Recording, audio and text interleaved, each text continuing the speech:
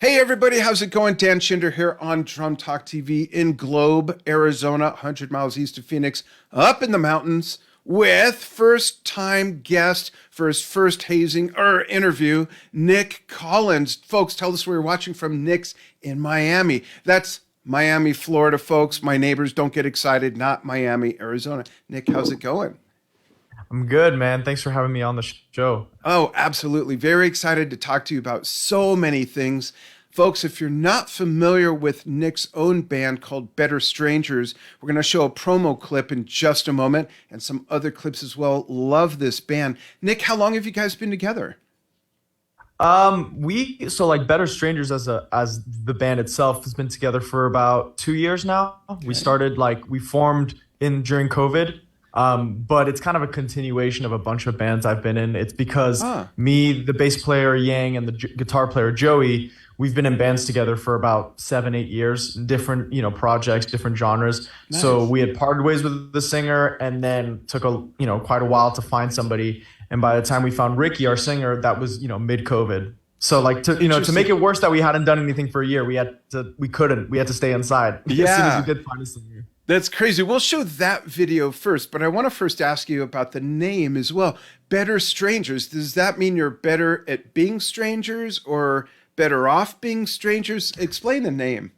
Honestly, like the name for us, didn't have any meaning until after the fact. Like, Oh, honestly, what it was is that we were just looking for a name, and I'm sure people will relate to this. You're just throwing out like a laundry list of just different names that are really terrible. Some are just the corniest thing ever.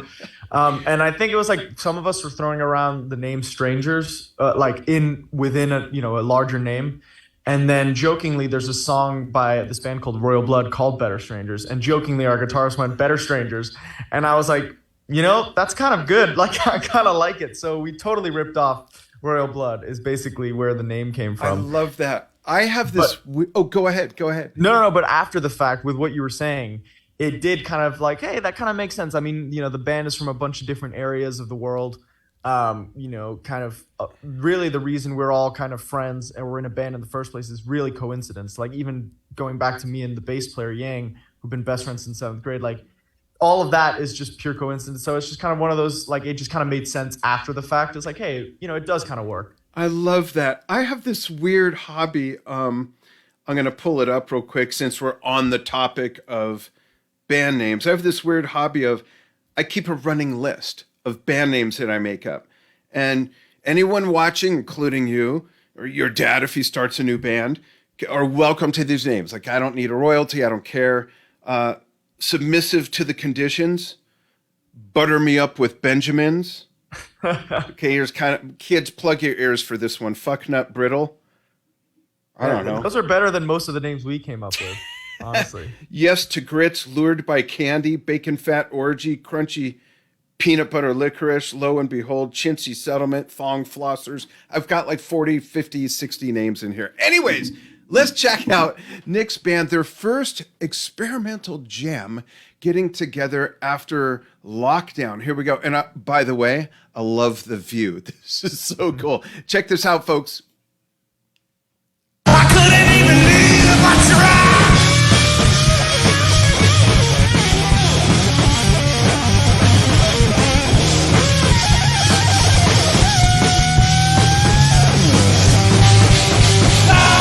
Me and you is mine. You're the new horizon. For me and you is mine.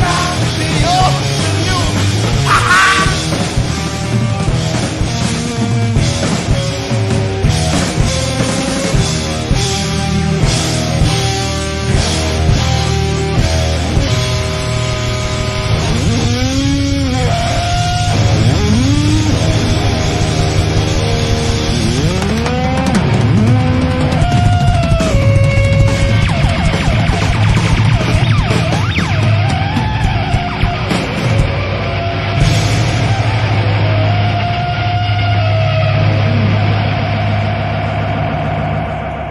Yeah, it's so nice and greasy. I love that. I was waiting. What's the singer's name, Nic? Ricky. I was waiting for Ricky to step on like a bunch of pedals by accident and the sound just starting to go all wacky. That was great. It looks like it's a super fun band to play in. Yeah, no, we have a good time. I mean, aside from playing music together, which is, always fun. Like we are lucky that we all relate and are very similar as musicians and just people, but it's always just a hang. Like we're always just hanging out and just, messing around and all that. So it's a fun time no matter what. That's like a really old track that actually still makes its way into our set every now and then.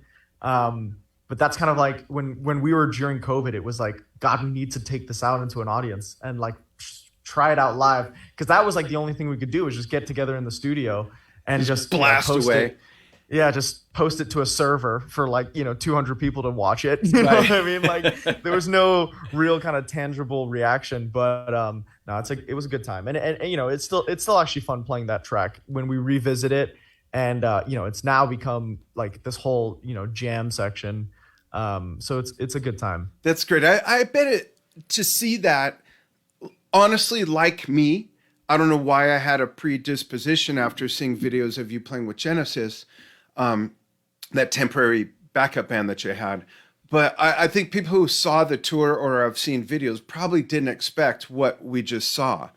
I want to show a promo now for your single, but I don't know your name. What I mean, folks, is I know Nic's name. That's the name of the new single. And it's made up of some clips of different performances and stuff. This is really slick. Check this out.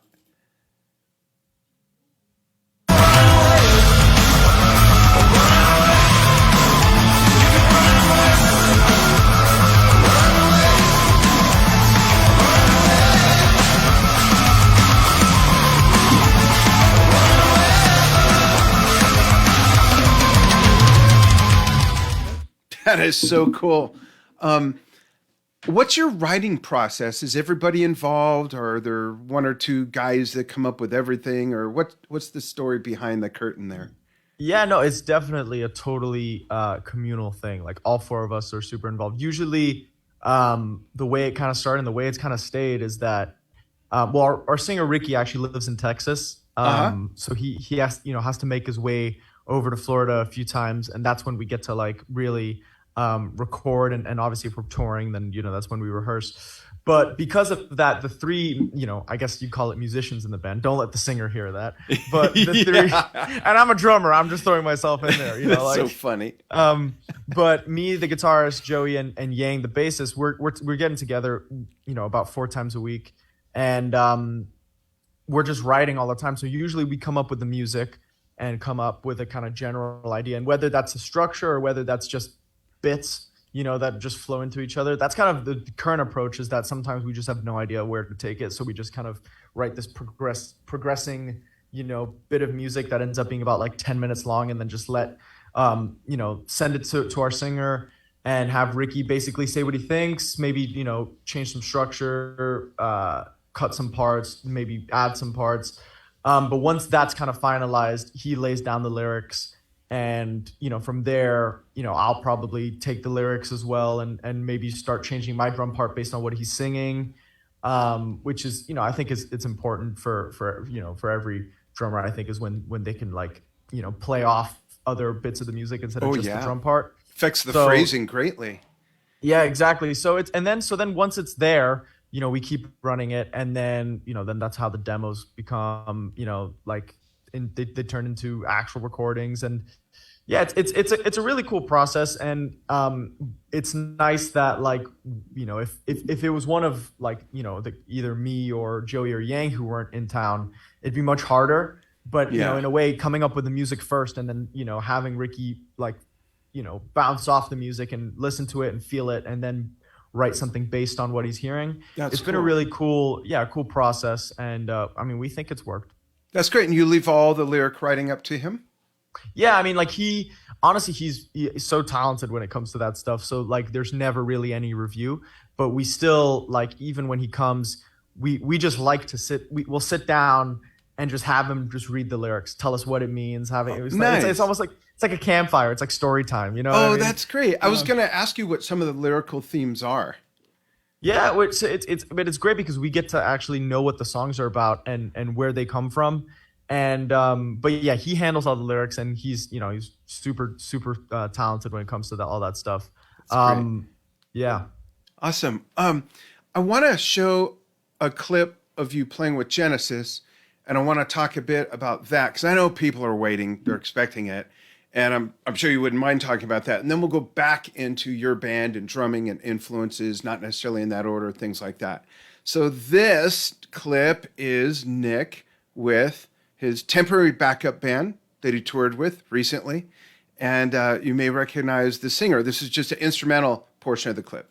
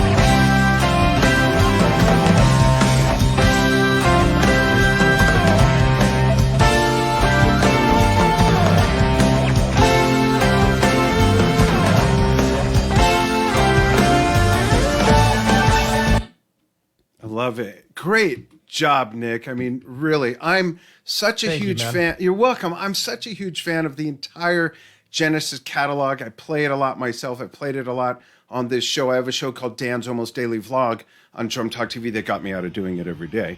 And now I do it like once a week. But I play this stuff a lot, so I couldn't wait to see you playing with them. Looks like another video starting. Let me hold on one second here. Okay, there we go. Let's go back to Nic. There we are. So it's not that I was going to critically scrutinize or anything. I was just excited to see you play it. Now, I'm guessing, other than me, your dad's probably one of your biggest influences on the drums? Yeah, for sure. I mean, And like he's the reason I started, and even besides the Genesis thing, it's impossible to like ignore Right. the influence in my playing. Yeah, and he's left-handed. You and your brother Simon, who I interviewed, I think 6 or 7 years ago, are both right-handed. Before we get into that, let's get into that, which is what I mean is here's something I've never understood.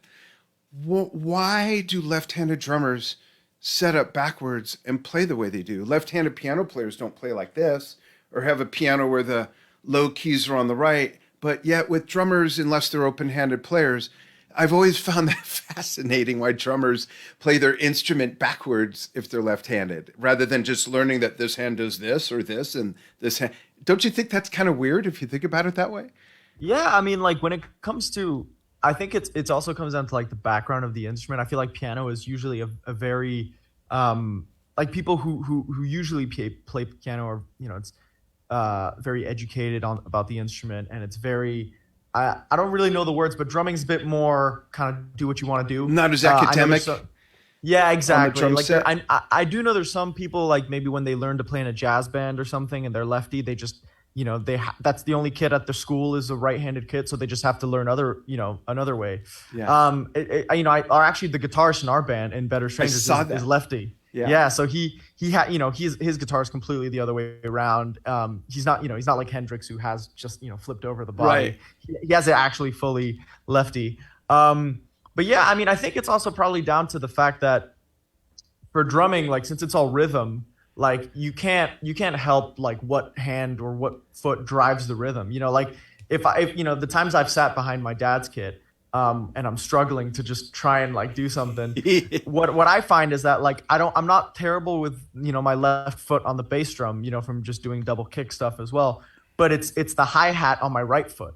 Like that's what is the hardest thing, is to be able to like open it and do everything Close it with on, my do right. zaps on time. Yeah, Yeah. exactly. So I think it just comes down to like because it's so much about instinct and just like natural feel that I think that's probably why you see more kind of lefty drummers than you see in, any other instrument.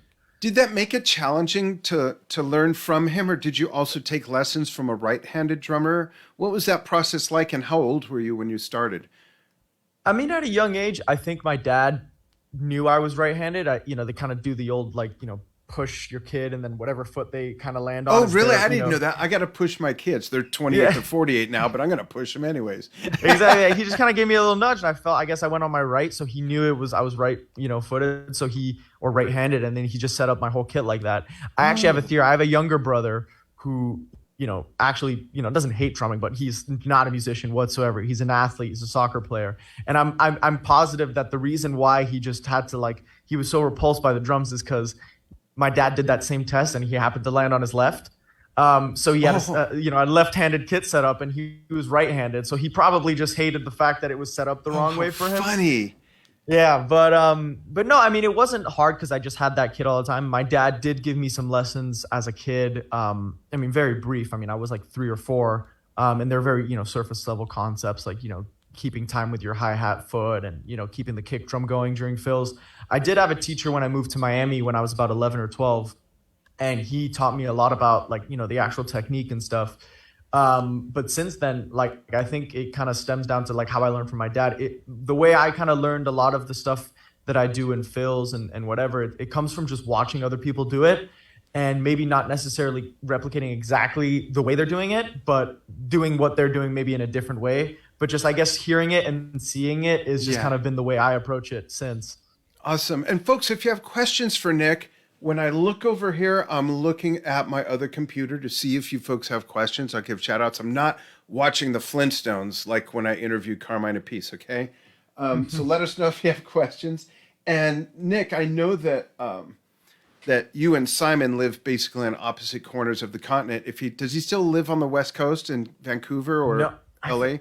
No, he's not on the West Coast. I think he's actually in the UK right now. Okay, so you're not close together physically. Have you ever jammed together on the drums? Double drum sets? Actually, no, not since I've been old enough to actually be able to play drums. I think maybe when when I was little as a toddler, it was maybe something that happened. But we actually never have. I mean, we've geeked out about drums, through FaceTime, but actually because of just, the distance and, whatever everybody has going on, haven't ever really been able to just straight up jam with him, That's great. What was the song on the Genesis tour that as it got closer and closer to that song, you got more excited about wanting to play it?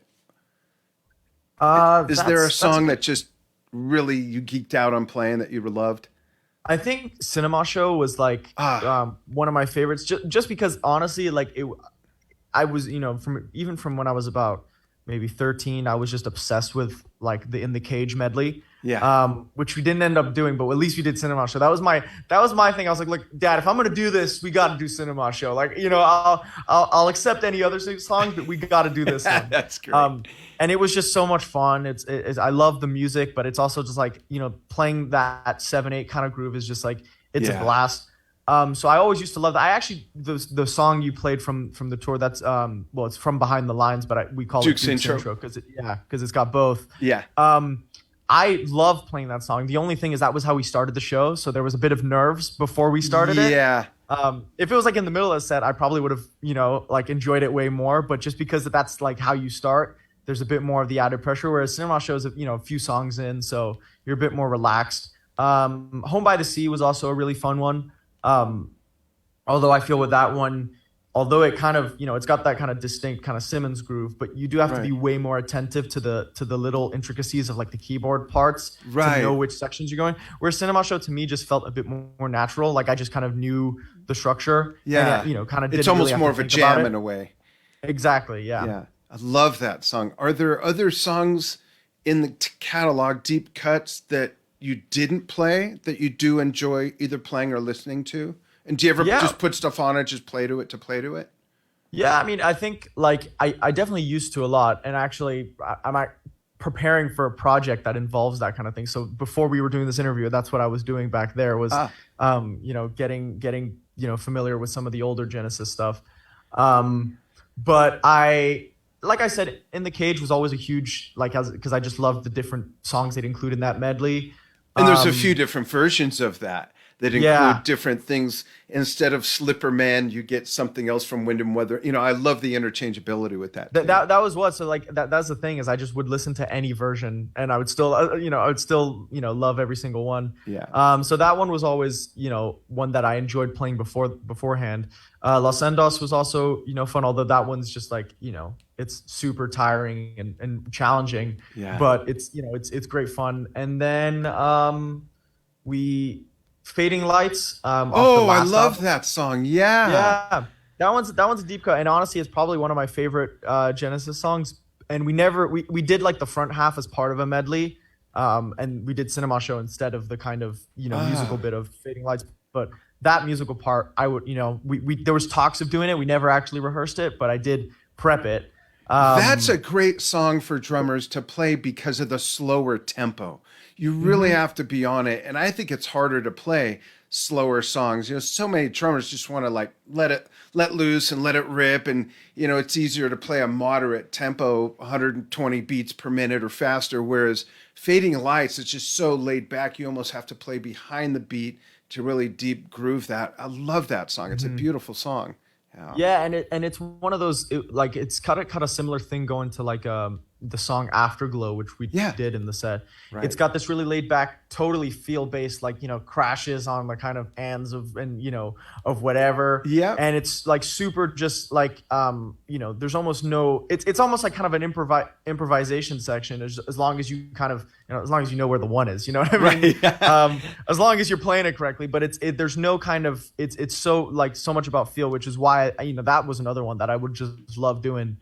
Because it's slower, you really get to dig into like all the drums and the big fills. So it was actually a really cool moment of the set. Like the production on the whole show was really awesome. I wish I would have been able to see it more. Like I wish I would have been able to actually watch it at some point. Yeah. But I do know that like based on the reflection of what I had the heads or some of the plexi we had going on, like I could see what was kind of going on in the background. So Afterglow was always like a special moment in the set. And though that and Fading Lights are kind of in the same kind of feel, same kind of ballpark, Oh, that's awesome. Thanks for sharing that. That video that we did watch of Duke's intro, obviously it's professionally shot. Is that shot for something that's going to be released perhaps on DVD or something? No, that was just from like the show feed. Really? I hope I don't get, now I hope I don't get in trouble that I sent it out. No worries. But yeah, I think that was probably for like personal use, and I was like, yeah, you can use this. So we'll see. Awesome. I'll be getting an email in about a week's time, being like, what the hell? But no, there is no at the moment that I know of, there's no kind of DVD or album that's going to be coming out. But who knows? I mean, we did record for the last thing. We did record like every show, so who knows if one That'd day be great. It comes out. Yeah, that'd be wonderful. Can you say anything about this other project that you're learning other stuff for?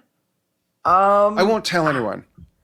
no, I mean, like it's a really big deal for me because it's a big project, but also like it's with Drumeo, and it's some and those guys I've like grown up watching their channel kind of grow. Yeah. And so it was always a bucket list thing. It's like, oh, one day I want to be on Drumeo.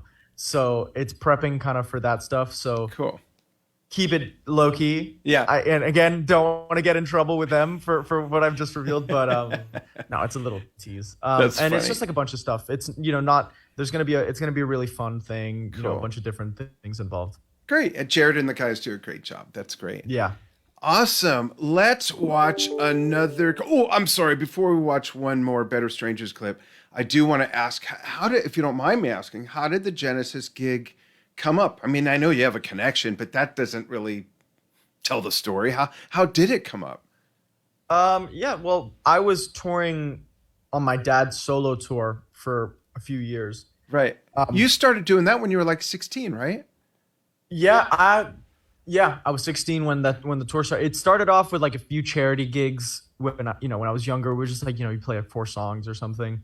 And then when it was actually time to do the tour, my dad asked me, I was like, hey, absolutely, I'm down.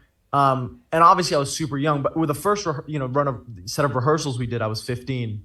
There was definitely like a bit of pressure on just making sure that, I could hold my own with all these like seasoned musicians, guys that have played on almost every record ever made, Yeah, and Leland toured with some of Scalar on bass and yeah, just exactly. You know what I yeah. mean? When that's your rhythm section, there's a lot of pressure. But no, it was great, and honestly, it was a great time. And in a way, it kind of naturally made sense as a progression to start there and then get to the Genesis stuff. Got it. Because as we got near the end of that tour, there were talks of Genesis getting back together and doing stuff.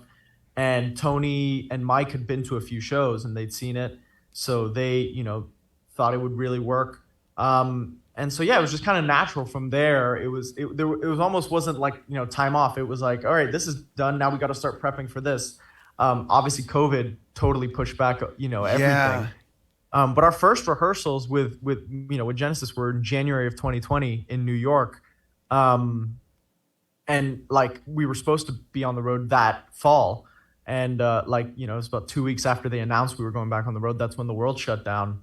Right. So we did end up getting together to do some rehearsals in like the October 2020 kind of period. Yeah. Production stuff. But then it just at one point it felt like we were doing more legs of rehearsals than legs of the actual tour, How funny. Yeah, we were going to do our very first own Drum Talk TV event.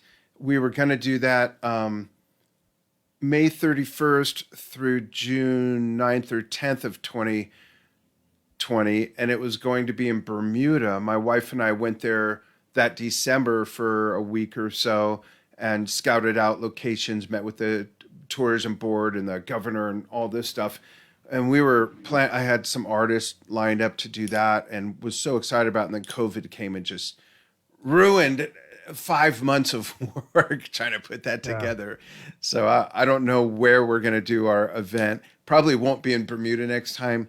Not that we did it, but I'm probably going to make it just a little bit more convenient, but still keep it exotic. So folks, watch for that. So back to Better Strangers. Thanks for sharing all that Genesis info, Nic. Really appreciate it. And congratulations on the gig too, and really doing such a great job with such great music and drumming that your dad laid the groundwork for decades. Yeah. Yeah, I appreciate that. And that was special. I mean, like above, like being able to represent that as a drummer, because as I started becoming more familiar with the material, I became a bigger fan of their, music. So being able to play that was a real treat, but also to be able to share not only their kind of last lap, as a band, their last kind of their last shows and tour, but also to be able to look back on, the stuff I shared with my dad, whether that was his tour and then the Genesis stuff.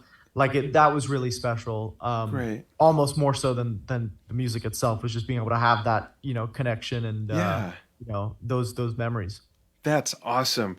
Let's see if we have a question here. Anne Branzel Hunt says, appreciating and supporting Nic and the band's talent, new songs and growth since he was 14, blown away with his skills on the Phil Collins and Genesis tours. Do you know who Anne is? I do. Great. Thanks for chiming in, Ann. Appreciate it. Santiago Variel Ramirez.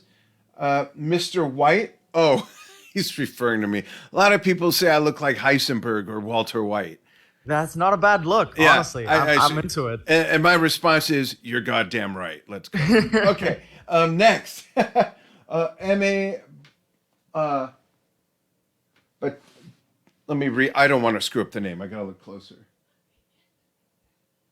Batatus, M.A. Batatus says, Dan, please ask Nic if he is aware whether or not, we did, if there's going to be a DVD from the Genesis tour. So we did cover that. I don't know if you saw that, M.A. I'm sorry that I missed your comment. But Nic doesn't know yet, but I'm going to hook him up with someone who might know. Next, Joe Waller, big fan, says, much respect. Let's watch, we'll watch one more Genesis clip later before Nic's fun fact section that Nic doesn't know about, don't say. Let's watch, how about Spoon Getty? Tell us about that before we play that, Nic. Yeah, that's an untitled one. That's a brand new thing. People that have been to shows probably have heard it. It was just like we were rehearsing to play some support slots back in like April, May, and we were just like, screw it, let's just put a camera and just video it. Get some audio from the board and just put it out there, just like, just like to get some kind of anticipation building. And it's a brand new song, but that break, like the clip was super exciting because we all kind of as a band, like especially me, Joey, and Yang, all like still are really into this obsession, but this massive Tool obsession. Oh. And I had never really explored with like double kick drum stuff, and we just like out of nowhere collectively, after never doing anything like that, through a almost a breakdown that was like in 13, I think the time signature is. Oh, fun. So we were all super nerdy, had to be like, oh, we gotta share it, we gotta show people like this this thing. So it's a fun piece of music, and it's probably like it's like a side of the band that probably not many people have seen. Oh, and cool. it's really new and fresh, exciting for us. Let's watch that. Check this out, folks, and then we'll be right back with more of Nic Collins.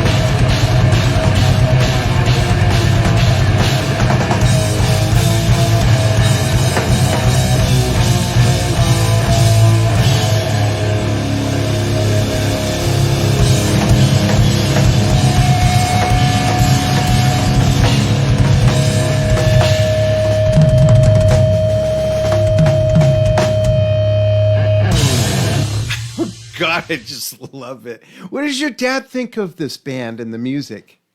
Well, he likes some of it, doesn't like some of it. You know what I mean?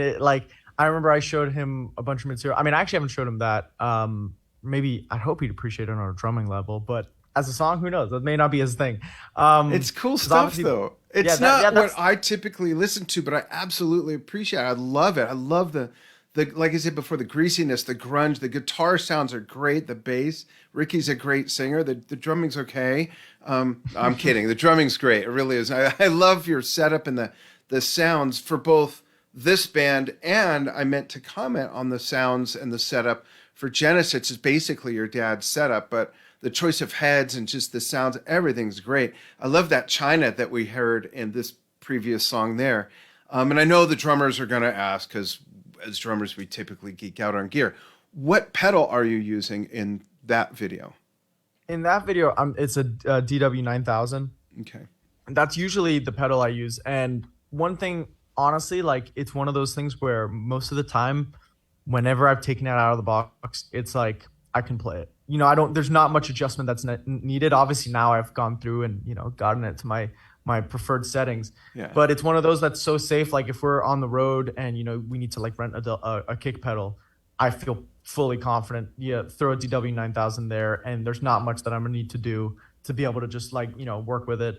But yeah, the China thing, it's almost become now like a trademark. You got to throw it in, in any song, there's got to be one section, major China section. Yeah, like that's exactly. just like it's criteria at this point. That's great. So you mentioned the obsession with Tool. Is Danny Carey one of your influences as well?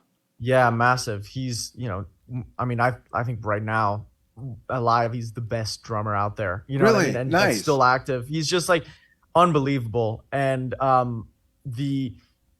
it kind of, starting with the Genesis gig, and then it was like I started getting into bands like Porcupine Tree. And Oh, Gavin yeah. Harrison and Gavin's stuff. a genius. Oh yeah, he's amazing. So Yeah. then when I got into Tool, and still haven't gotten out of it. I'm still like fully obsessed. And it was just like it was so exciting to hear these crazy time signatures, but also it be like, for lack of better words, it was so badass. Like that's the thing is I feel there's a lot of proggy bands that just get a bit too nerdy and a bit too like fancy, whereas Tool is just like, you know what I mean? Like they're a rock band. Yeah, it's so cool. Like, you know what I mean? So, and his approach to it with all the sounds and samples that he throws in there, it was just like, totally fanboyed when I first got into it. But he's the one where like I always had this reservation against using a double pedal. I was like, well, if John Bonham only needed one, then why do I need two? You know what I mean? I come from that school, Andy and Pace for that matter. Yeah, and that was my like mentality for the longest time. And then until I heard Danny Carey, and I was like, oh no, I need a double pedal now. Like, and honestly, the biggest thing it was, and I told this to my drum teacher that used to teach me, and I was like, man, like it only took me for me to listen to Danny Carey for me to finally understand why you were teaching me rudiments. I was like, interesting. Because I was like, yeah, rudiments are great. To me, they were like a warm up thing back when I was like 16, 17. Yeah, on the pad and whatnot. For shows. Yeah, and then all of a sudden I heard his playing. I was like, oh no, that's full of rudiments everywhere, and like it's like totally opened this whole like thing where now in my drum parts and just in general, like I try to always make it more interesting than it could be, and maybe that's like a blessing, or maybe that's not a good thing. You know what I mean? I think it's a good thing, and it's part of your style. Always trying to overcomplicate things. You know what I mean? But now it's like. It's also like raised this bar where now I'll hear a Tool track and I'm like if Danny Carey's gonna do that, I can't just half-ass this recording. I've got to get it perfect. But no, that was definitely a thing that we all kind of went through as at the same time as a band. The same way we went through a bunch of different obsessions together because we've been friends for so long and grown as musicians and gotten into different bands at the same time. Yeah, that's cool. Thanks for sharing that. We'll get back to influences in a moment. I'm sure there's more. I'm going to read a comment that I could actually see on the screen in front of me. This is from, if I'm pronouncing it correctly, Christoph Erdl. He says, it just moved. He says, it's so sad that there are no plans to release a DVD or Blu-ray. Well, we don't know, according to Nick. We don't know if there's plans. The Last Chances tour was so emotional, brilliant, and although very limited for many fans around the world because of COVID or because they don't play in their country or nearby. And then Christoph goes on to say, it would be a real shame not to release a DVD Blu-ray just because of the spectacular... I got to read it here. It keeps moving. Sorry. Oh, wow. I'm not seeing it there. That's really bizarre. Sorry, folks. Let me continue with Christoph's comment, and then Nick can comment on that. It would be a shame not to release a DVD Blu-ray just because of the spectacular stage show, the stage design, the unique, unprecedented light show, the visual effects, all the content on the video screens, and so on. And above all, because of the phenomenal band, the wonderful new background singers, the brilliant... Where did it go? Sorry. It moved. The brilliant Nic Collins on drums. And of course, the one and only Phil Collins. It's essential to reconsider this decision. I don't think there's a definitive decision, right, Nick? Nor do I have a say on any of this. To be honest, Right. like I don't get to call the shots. Hey, I agree. I totally think they should make a DVD and put out a live album. It was special, and that's it was one of those things where if COVID hadn't happened, I think it would have been a really different tour as far as where we went. You'd still be touring, even if you started in 2020. Yeah, just based on momentum, I think that the COVID, in a way killed that momentum and not killed the excitement because there still was excitement. But I think, at a certain point when you keep pushing back the tour and you're ready to do it and you don't actually end up doing the tour for about a year and a half later, almost 2 years, it's like, let's just do what we got. Let's just do these shows. Let's do them the best we can. But that kind of excitement just, not in any way, but like just from COVID and just kept when you keep delaying it, it's not the same as it was when you first announced it. I think if we would have just gone out when we were supposed to, had COVID not happened, we probably hopefully would have gone to South America, maybe done Australia, done more of Europe, and then done more of America because we mainly really did East Coast and kind of so it is one of those things where it would have been cool to bring it out to different places.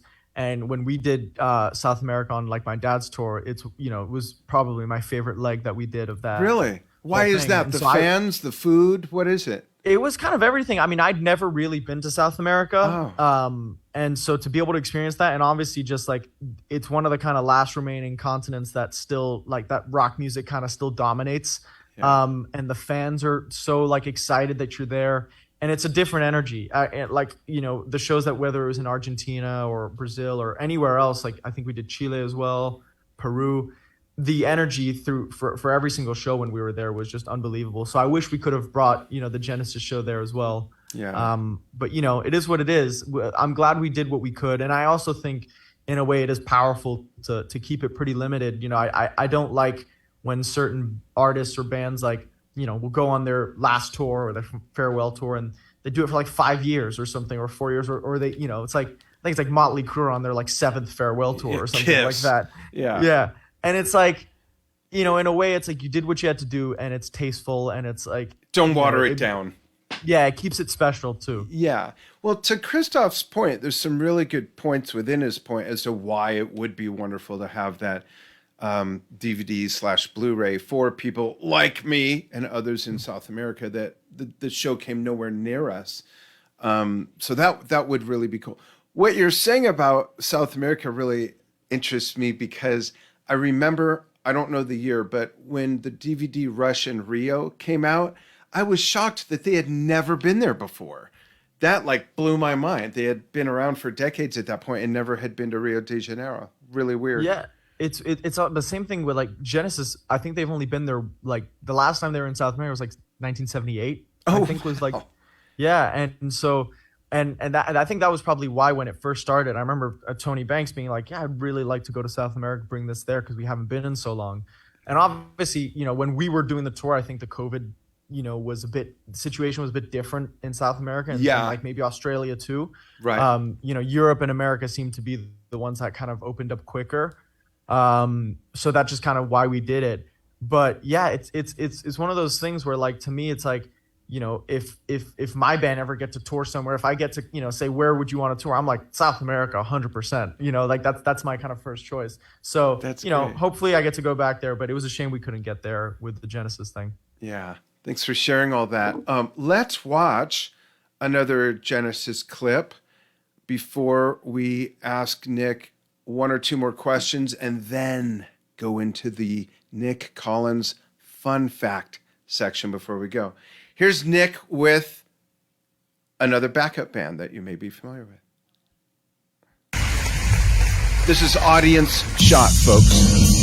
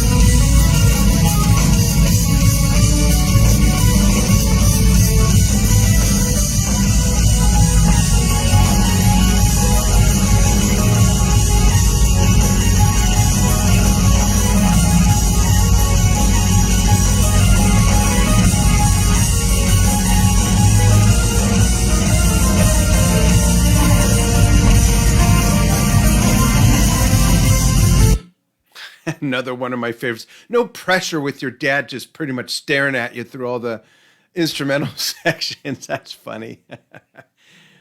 I'm sure he's doting on you big time though, which is great. No, honestly, like when he was like in the front area, I didn't really, because the audio wasn't there for me. Was that Firth the Fifth? Yes. Yeah. So when he was in the front, like I didn't actually see him, which was good because like, Yeah, your gear's in the way. Yeah, exactly. I've got my kind of human, my shield of so nobody can kind of see me. And I've got my head down. But there'd be a time in Home by the Sea where he'd, make his way to the side on one of the risers next to me. And that I could actually see him look. And sometimes when he first did it, he didn't tell me. And I was like, what? I was like, what's this about? Like, you're like sitting here like I'm like, this is not necessary, Dad. Like, you don't need to do this. There's pressure. But it just ended up being like a cool moment. You know, we gave each other a little nod, little kind of moment. And, it's one of those things where I know that just kind of means like he wishes he could do it. Yeah. And he wishes he could have played drums. And I wish we could have done, some of that stuff together. But, I think obviously the health aspect with the accident that happened to his back, which in turn affected his foot, kind of didn't make that possible. But I think, seeing him kind of, whether it's air drum or just kind of, look at it, just made me know that he was still kind of fully invested in what was going on. Yeah. And you know what I mean? And he was giving me pointers or and every now and then I'd throw in an extra fill. Like I'd listen to an old, like for fifth, like near the end, the last leg, I'd listen back to like an old version they did. And I started hearing fills I wasn't doing because I was doing kind of the latest version. So I started throwing them back in there to see if I'd get a reaction from him and see if he would notice. So it was fun, and it's cool to see that he was paying so much attention to it. Yeah, that's great. That's great. Who else besides your dad and Danny Carey are some big influences on your playing? Yeah, I think John Bonham. I mean, everybody's like kind of influenced by him, but John Bonham's probably like the biggest one for me. Actually, funny enough, like Jason Bonham and I bonded over the fact that we kind of had like we loved each other's dads so much. It was like this really kind of funny thing because my dad sat me down when I was like at 12 or something, like played me When the Levee Breaks, and he was like, you hear that drum sound? It's like, you hear that, Nick? Like that's what you got to be doing. You know what I mean? That's cool. And so I remember like I have memories of me playing it, and then apparently John did the same thing to Jason with Turn It On Again. Oh yeah, I remember reading about that actually. Yeah, which was so cool, and so to have a kind of relationship with Jason has been really special. And he's great drummer, but also just like a great guy, and a good friend. So to be able to kind of have that kind of bond was really cool. And then apart from that, Taylor Hawkins, who unfortunately passed earlier this year. He was a huge hero of mine, and I was lucky enough that he became a friend too. Great. We had some great exchanges, and he, for somebody who really didn't need to like care, he cared, and that meant so much to me. Nice. To have that kind of friendly relationship with him. Yeah. But starting off, he was just like a hero of mine. I grew up with bands like the Foo Fighters and the Chili Peppers, and him and Chad Smith. Like when I was like 12. Were like they were my guys, you know what I mean? Like they're the reasons I wanted to be in a band. And there's so many. Like we mentioned Gavin Harrison, he's huge deal, and he's probably the one guy who's responsible for me really fully investing myself in that kind of prog world and the idea of the different time signatures and just different concepts, because his approach to drumming felt so like natural, despite the how complicated the parts that he was playing, but it was just so natural and so much feel behind his playing. Yeah, it doesn't hurt that he's just such a wonderful guy too. Mm-hmm. Yeah, actually, we Better Strangers opened for Pineapple Thief in Orlando, and I was totally fanboying, but I didn't get to talk to him. We just didn't really? cross paths. I know, it's like the biggest regret I have. Now, as soon as I left, I was like, man, I should have talked to him. Like I should have gone up to him.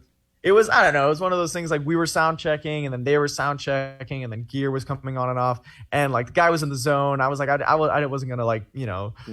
I didn't want to be that guy who just went up and I was like, Gavin, I'm a huge fan of yours, but I totally should have in retrospect. Yeah, that's funny.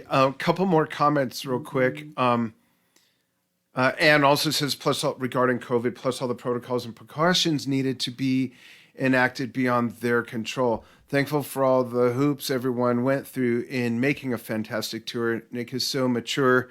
Oh, that's all perspective. But Nick is so mature and well-spoken in all areas. I'm teasing you. Definitely all perspective. And Jay Crossman says, hi, guys. Jay from Liverpool. Thanks for chiming in. Any other shout-outs to great influences of yours that you want to give? Man, I mean, I mentioned Chad Smith, and Steve Jordan is another one from a different kind of genre. Yeah, he like at the end of the day, it was like it just taught me grooves pay the bills. You know what I mean? Yeah. And that's like the biggest part of drumming is just the groove. I mean, there's I can go on for days about this. There's a Dave Grohl another, hero of mine. And then obviously like the guys like Neil Peart and Stuart Copeland. Actually, Stuart Copeland should have been like the third name I mentioned in this list, because So we'll say in no particular order. Yeah, exactly. Yeah. Definitely no. Stuart Copeland is like another guy that I would totally fanboy over if I met him.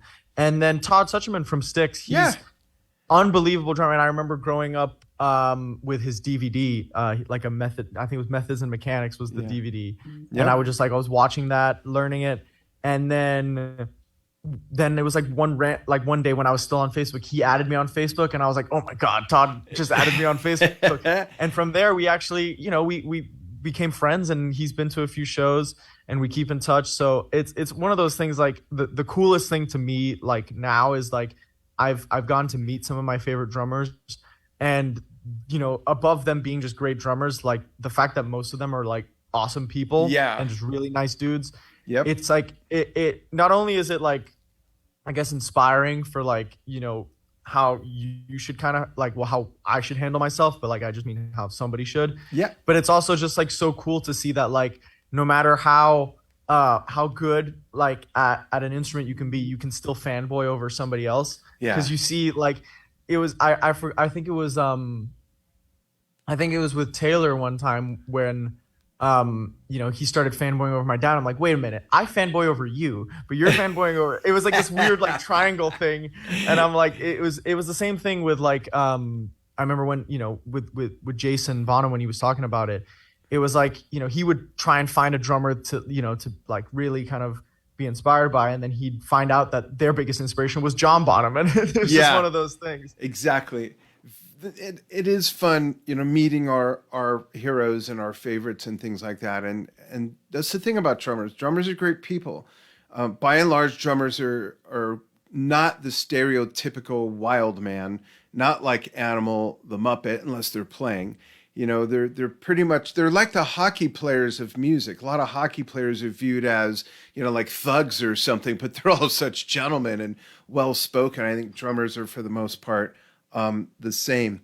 Very cool. Thanks for sharing that. Let's talk about, because I think we played, we did. We played all your, I'm just checking. Want to make sure I got all the clips. Tell you what, for those who may have missed it, I'm going to give two quick things. One, the new single from Better Strangers. This is called But I Don't Know Your Name. And then a quickie from Genesis, professionally shot, Duke's intro. We're going to show those real quick and then do a real quick Nic Collins fun fact section. First, Better Strangers. Check this out.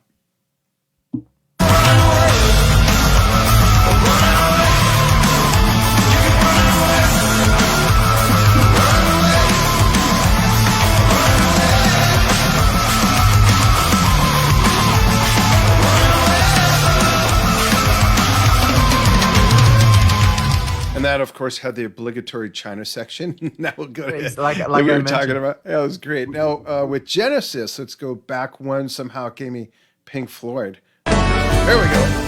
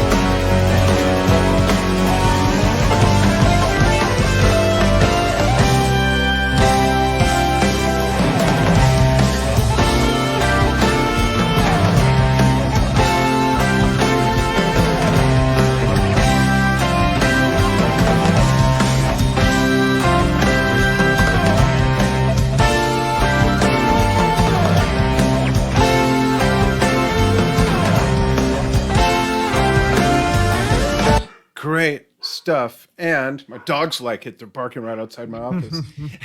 Or they're like, get that off now. That's not how it goes. It's a different version. And we've also got a quick comment from Kathy. Stefan says, I remember seeing Nic at the first LDF concert in 2014. I forgot what LDF is. That was my parents' foundation. That's what I thought. Yeah. What does it stand for again? it was called Little Dreams Foundation. Right. And that was the charity shows that I started with my dad actually. Yeah. So that was Your mother really founded old that, one. right? Yeah, both of my parents founded that. I think it was like before I was born. Ah. I actually don't know if it's still going, but it was like, a big charity that they had in Switzerland, and then it, moved over here as well. Yeah, great. All right, folks, now for the Nic Collins fun fact question. Ready, Nick? Yeah, Okay. I'm excited. So you want to answer these pretty much without thinking. Just Okay. first answer that comes to mind. Your favorite prize you ever got in a breakfast cereal? I gotta remember when I was having that. I don't know, like a yo-yo or something. There you go, a yo-yo. Cool. What is a band you listen to that might be considered either a guilty pleasure or something no one would expect you would listen to, being that now they're getting familiar with Better Strangers and know you from the Genesis tour and working with your dad? That's hard. I'm just gonna go ABBA, just because who doesn't love ABBA? I'm not gonna say that I listen to ABBA every day, but I think that's probably one of the ones that, like, I don't know. I think love ABBA are great. You know what I mean? I'm not ashamed of that. I'm with you, bro. I played some ABBA on my very first paid gig as a musician. I was 15 years old, played with a singing group called Spirit of America, toured from LA to Long Island and back a different way, opening for Styx, Heart, Blue Oyster Cult, way back in the day, 78 and 79. And we played like 4 or 5 ABBA songs, so I'm with you. And who doesn't love recording in their studio, too? Very cool. Where is a place on the map that you've not been to, other than my house, that you'd like to go to and play? Japan, Tokyo, Oh, 100%. Great. I've never been to Japan, and even like besides playing, that's the one place that, like, if you ask me where do I want to go, it's Tokyo. I have to send you our 2 documentaries we did on taiko drumming in Japan, because they're like travel shows that happen to have some drumming as well. We cover the food, the architecture, visited a couple 800-year-old castles. It's such an amazing country. The people are great. Best food I've ever had in my life. Just an amazing. You got to go. Go now. Go. Just go. Just go now. I know. But I'm buying tickets as we speak. Cool. Who is an artist that you'd love to play with that you've never played with before? Living, something that we could make happen. Like a solo artist or like a band? Either way.